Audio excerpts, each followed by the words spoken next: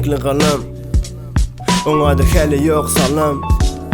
Renklerim çırşalan bana, baktım attı danam.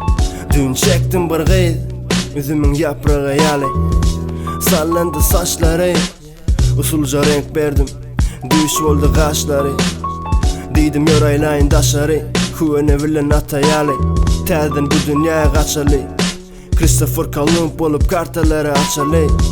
Ilgırında dans etti kırpıkları, men onu ayladım. Akkara şehirimden daşından aylandım. Başına mayladı, dinledi hip hop men bilen kaşına oynadıp. Akşamım naharıydık denizin kırasında, menem durdum sevginin yarısında. Terezi ölçü bizi, men aşık buldum gizli bizi.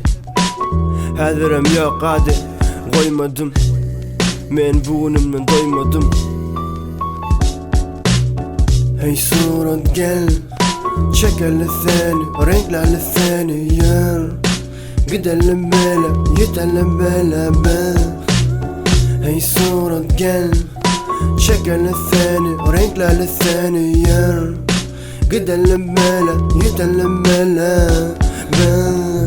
Gece gündüz, on bilen bile, Paris'e bilet, alanyalı biz. Aşıkların yurduna, dini ol ve men, el ele. Bu romanın kahramanı biz.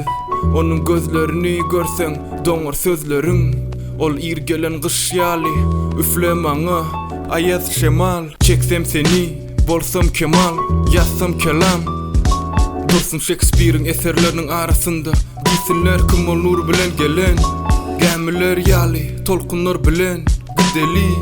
Yüzümüzde kalsın göz yetim, suratımı bir bendim, bir pendim bolsun men bilen. Dur, dodokluğu boyalı, koy deysinler ovadan bu surat.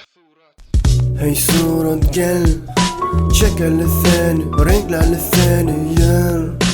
Gidelim böyle, yetelim beraber. Hey surat gel, çekelim seni, renklerle seni yer. Gidelim böyle, yetelim beraber.